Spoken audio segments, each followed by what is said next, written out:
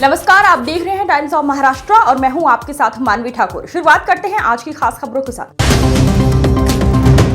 राहुल गांधी पर कांग्रेस की हार छुपाने का आरोप, महाराष्ट्र चुनाव को लेकर लगाए निराधार सवाल। चुनाव आयोग पहले ही दे चुका है स्पष्टीकरण। कांग्रेस नेता राहुल गांधी द्वारा महाराष्ट्र चुनाव प्रक्रिया पर उठाए गए सवालों को लेकर राजनीतिक विवाद खड़ा हो गया है। बीजेपी और अन्य दलों का कहना है कि राहुल गांधी दरअसल कांग्रेस की हालिया हार से ध्यान भटकाने की कोशिश कर रहे हैं। उनका आरोप है कि राहुल गांधी बेबुनियाद सवाल उठाकर चुनाव आयोग की निष्पक्षता पर प्रश्न चिन्ह लगा रहे हैं, जबकि चुनाव आयोग पहले ही महाराष्ट्र चुनाव से जुड़ी तमाम चिंताओं पर विस्तार से विचार कर चुका है और स्पष्टीकरण दे चुका है। राजनीतिक विश्लेषकों का कहना है ऐसे बयानों से न केवल लोकतांत्रिक संस्थाओं की विश्वसनीयता प्रभावित होती है, बल्कि आम जनता में भी भ्रम की स्थिति पैदा होती है। जिस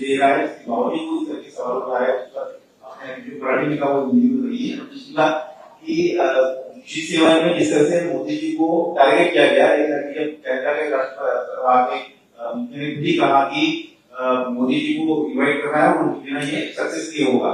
उसको लेकर ऑपरेशन सिंदूर को लेकर जो सवाल होता है वो क्या कहना है?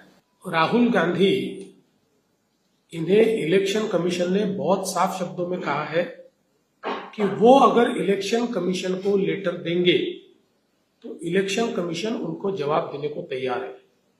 प्रेस कॉन्फ्रेंस का जवाब तो इलेक्शन कमीशन नहीं देता है, फिर भी दे रहा है। लेकिन राहुल गांधी इलेक्शन कमीशन को इसलिए लेटर नहीं लिखेंगे क्योंकि उनके सेल ने इलेक्शन कमीशन को जो सूचना का अधिकार है उसके तहत एक पत्र दिया था। यही सारे सवाल उठाए थे जिस पर कांग्रेस पार्टी को 60 पन्नों का जवाब इलेक्शन कमीशन दे चुका है और अब उन 60 पन्नों के जवाब के बाद उनके पास कोई सवाल बचता नहीं है। इसलिए राहुल गांधी की एक ही नीति है, गोबेल्स जैसी, रोज झूठ बोलो, रोज वही बात कहो ताकि शायद लोगों के मन में कोई कंफ्यूजन तैयार हो जाए। If you cannot convince then confuse people. इस प्रकार की नीति पर वो चल रहे हैं। मैंने राहुल जी को उनके एक एक मुद्दे का जवाब दिया है और उसके ऊपर वो कोई जवाब नहीं दे पाए। उनका चेला चपाटा भी कोई जवाब नहीं दे पाया। और जहां तक चुनाव का सवाल है तो मैं बहुत साफ शब्दों में कहना चाहता हूं कि चुनाव की प्रक्रिया में वोटर लिस्ट जब बनती है या जब वोटर रजिस्ट्रेशन होता है, हर पार्टी का एक एक बीएलओ ये हर बूथ पर होता है।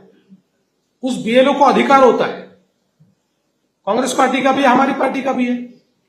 जब लिस्ट तैयार होती है तो लिस्ट की कॉपी उस बीएलओ को मिलती है। लिस्ट की कॉपी पूरी प्रिंटेड कॉपी, यानी पब्लिक डोमेन में तो लिस्ट होती है, प्रिंटेड कॉपी ये पॉलिटिकल पार्टी को मिलती है। तो जब कांग्रेस पार्टी को ये लिस्ट मिली उस समय या उससे पहले या जिस समय रजिस्ट्रेशन चल रहा था, क्या उन्होंने एक भी ऑब्जेक्शन लिया? अगर गलती हो रही थी तो ऑब्जेक्शन लेते। लिस्ट आई, उसमें गड़बड़ी थी तो ऑब्जेक्शन लेते। एक भी ऑब्जेक्शन नहीं लिया। चुनाव के दिन जब चुनाव की प्रक्रिया चलती है उस समय हर बूथ में पॉलिटिकल पार्टी का एक एक रिप्रेजेंटेटिव रहता है। उनका भी रिप्रेजेंटेटिव था। पूरे चुनाव में उनके रिप्रेजेंटेटिव ने एक खत दिया, एक पत्र दिया, एक ऑब्जेक्शन लिया, 4 लाइन लिख कर दी कि गलत हो रहा है, ज्यादा लोग आ रहे हैं, गड़बड़ियां हो रही है, कुछ भी ऐसा एक भी ऑब्जेक्शन नहीं है। तो इसका मतलब यह है कि अब अपनी हार को छुपाने के लिए बहाने ढूंढने का काम वो कर रहे हैं। इसलिए मैं बार बार कहता हूं कि जब तक राहुल गांधी ये आत्मावलोकन नहीं करेंगे तब तक उनकी पार्टी जीत नहीं सकती। सिर्फ 6,999 रुपए में पाइए branded i3 computer, 256 GB SSD का hard disk, 8 GB RAM, 19 inch की बेहतरीन स्क्रीन।